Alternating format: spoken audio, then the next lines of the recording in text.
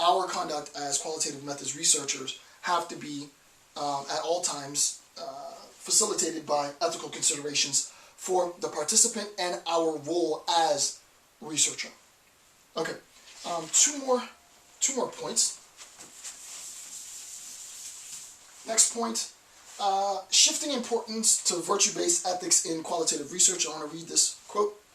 Quote, a contingent of virtue and or value rather than universalist approach has become predominantly advocated in texts discussing ethics and social research, right? So that emphasis has been shifted, right, from a contingent of virtue and or value rather than a universalist approach has become prominent. And the question is why? Why might it be, and I'm not going to answer it per se, but why might it be the case that, according to the authors, we've shifted from a consequentialist sort of utilitarian approach to a virtue-based approach? And the answer, I think, is rather obvious, right? The answer is because we recognize that the lived experience of our participants is going to be as varied as there are people in the world. And the attempt to universally generalize across a population of people and make assessments for all people of that kind is problematic. So that as qualitative researchers, we move, it's not to say that we've discredited sort of universal claims. It's not to say that we've done away with a utilitarian ethic in any regard, but we recognize that context specificity is, at least in this, at least at this time in research, what's important. Tell me about your story. How did you do that? How were you able to do that? How did you justify the act? Blah, blah, blah, blah, blah, blah, blah. Context specific. So the answer to that, the question is, why might there, and why is there, according to the author, a transition from a more consequentialist universal approach to a more contextual, case-specific understanding of the ethical dilemmas and considerations with respect to our relationship with our participants? And the answer is because our participants are varied. Just because you are American and from America doesn't mean that you will act and all Americans act in one accord. America and Americans are as diversified as there are people in the country, right? So the attempt to generalize across board is problematic. And then the last point, reader assumption of victim-perpetrator ethics. This point is what I was bringing up earlier, right? And this is extremely important. Victim-perpetrator ethics, here's a quote, quote, are based on the assumption that both the researcher and the reader, often presented as a unified we, me, the researcher, you, the consumer of my research, the reader, will be hostile to history as recounted by the oppressor. If I interview a former SS guard, right, there is a tendency to depict his participation as an SS guard based on the historical facticity of what happened in a very pejorative, negative sense. When he said this, I knew his tone was bad and malicious. He was lying. I could see that he was a shady character, blah, blah, blah, blah, blah. You get the idea. And will automatically identify with their victims, right? Insofar as you are conducting research with former perpetrators of violence, then the point is there is a tendency to empathize, right, to sympathize rather, with the plight of the victim. Therefore, in conducting my research with the perpetrator, it's to hell with the perpetrator. I'm really here to get your story and then to use your story to demonize your act. Rather than a recognition that the participant acted and now I need, given some state of affairs, to understand why it is you acted in that way, right? Two different types of research, right? The researcher that says, well, I just need to know what you did is different from the research that says, I need to know why you did what you did. I'll say that again, right? It's two different types of research to say, okay, this is what you did, right? Historically speaking, this is a descriptive model, right? It's another type of research to say, I need to understand what was it that led you to do what you did, right? Because one, the latter asks the participant to go into a mental justification of his or her actions, the things that guided his or her actions. The reason why this is important for qualitative methods research is precisely because we generalize our findings. Right? Our findings based on one interview can be generalized to a population of many.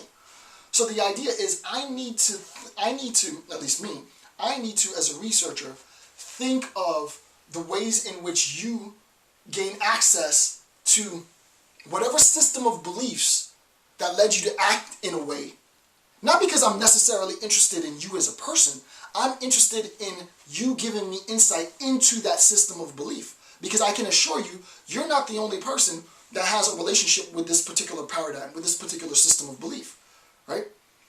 So the more I ask you about your relationship to that system of belief is the more I recognize what that system is, right? And if I, outside of this research, deem that system to be a very dangerous, diabolical system, I have a better understanding of that system insofar as I have contact with individuals who subscribe to that system. Very sort of conceptually complex situation, right? So it's far more difficult to give credence to qualitative assessment insofar as the participant is or was a perpetrator. Okay, so both emotionally and politically. In other words, the advocacy or witnessing model of oral history presupposes the ethical, sound, and politically progressive stance of the researcher. And I gave the example of my student who did research on child soldiers, right? The idea wasn't to try and condemn the act or to try and say, why would you do this act? Rather, the condition that framed the research was, what were the circumstances that led you to perform this act? Such that the emphasis isn't on the act itself, but the circumstances that led to that.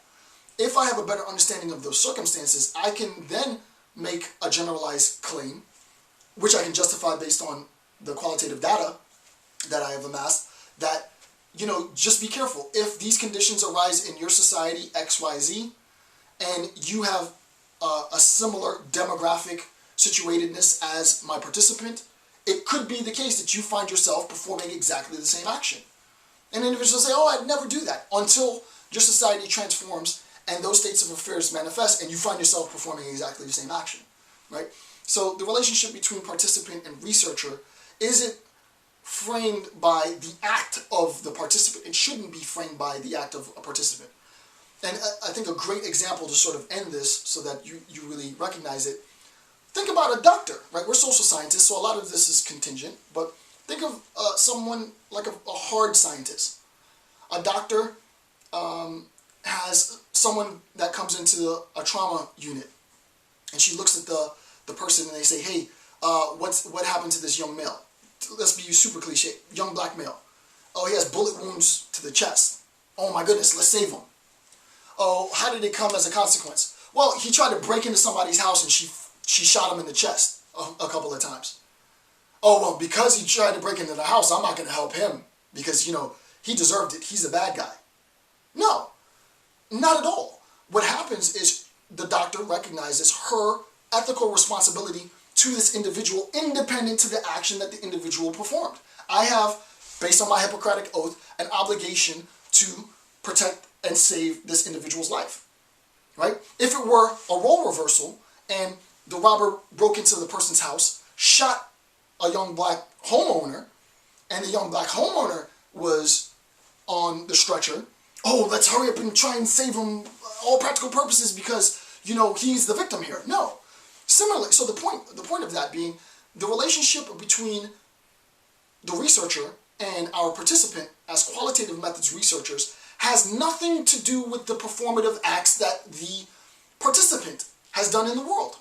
We have an objective, rational, logical relationship with our participants like a medical practitioner has with his or her patients, right? So independent to what performative actions you performed in the world, I am not interested, I'm not ethically bound, I stand objectively outside of whatever actions you performed, and my interests are not to pass judgment on you, because that would be a violation ethically.